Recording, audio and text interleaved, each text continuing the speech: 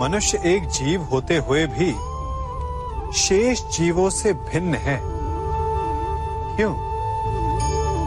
कारण मनुष्य जीवन समाप्त होने के पश्चात भी जीना चाहता है और इसका केवल एक ही मार्ग है, सम्मान, जो मनुष्य के मृत्यु के पश्चात भी जीवित रहता है। उस सम्मान को पाने के लिए मनुष्य वर्षों प्रयास और परिश्रम करता है और ऐसे में शत्रु के लिए सबसे सरल लक्ष्य बन जाता है आपका सम्मान।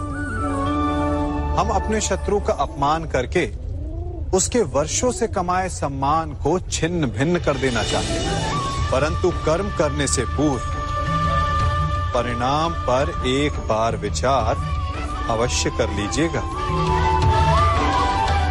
वर्षों से संचित शत्रु के मान को भंग करके आपको संतोष अवश्य मिल सकता है, परंतु वो शत्रु अपने जीवन के शेष हर पल को उस अपमान के प्रति उत्तर में लगा देता है।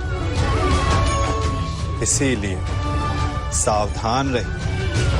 किसी का अपमान करना स्वयं आपके लिए भी हानिकारक सिद्ध हो सकता है।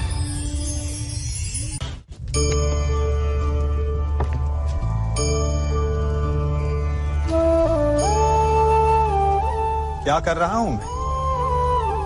इस अग्नि को शांत करने का प्रयत्न कर रहा हूं मैं, परंतु एक अग्नि दूसरी अग्नि को कभी शांत नहीं कर सकती। वो उसे और अधिक प्रज्वलित ही करती है।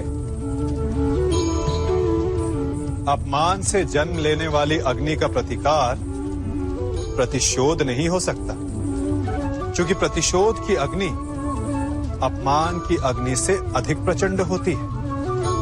तो उसका त्राण क्या है? उत्तर चाहिए? मैं दिखाता हूं।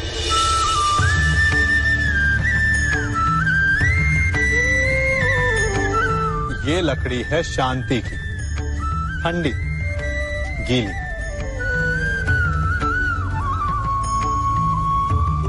अपमान की अग्नि से त्राण पाने का मार्ग प्रतिशोध नहीं, शांति है, स्वयं का विकास। अपने आप को इतना बड़ा बना लो कि आपका शत्रु आपका अपमान करने का प्रयास ही ना कर पाए। अन्यथा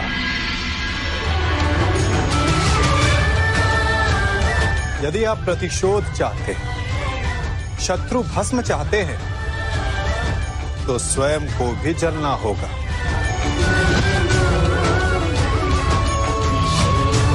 क्योंकि प्रतिशोध की अग्नि स्वयं को भी जलाती है और ऐसा आप कदापि नहीं चाहेंगे, है ना?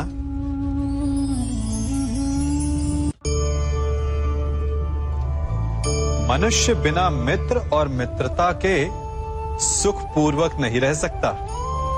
बालक हो या वृद्ध, गृहस्थ हो या गृह त्यागी सन्यासी, कवि हो या योद्धा, बिना मित्रों के किसी का जीवन नहीं चल सकता। यदि यह संबंध इतना आवश्यक और शक्तिशाली है, तो उसके उत्तरदायित्व भी आवश्यक हो जाते हैं। परंतु प्रश्न ये उठता है कि मित्र कौन होता है? आप कहेंगे कि मित्र वो होता है जो सदा हमारा साथ दे, हमारे सुख में आनंद मनाए, हमारे दुख में हमारा सहारा बने, हमारे विरोधियों का शत्रु हो जाए वो, यही ना? परंतु क्या वास्तविकता में मित्र की पहचान यही होती है? मित्र के लिए आवश्यक है कि आवश्यकता पड़ने पर वो आपका विरोध करे। यदि आप सच्चे मित्र हैं, यदि आपका मित्र मूर्खतावश, जानबूझकर या किसी कुचक्र में फंसकर कोई अनुचित कार्य करने जा रहा है तो आपका कर्तव्य बनता है कि सबसे पहले आप उसे वो कार्य करने से रोकें, उसका विरोध करें। क्योंकि यदि मित्र ने कुछ अनुचित किया तो आप भी स्वयं को अपयश का भागीदार बनने से नहीं रोक पाएंगे।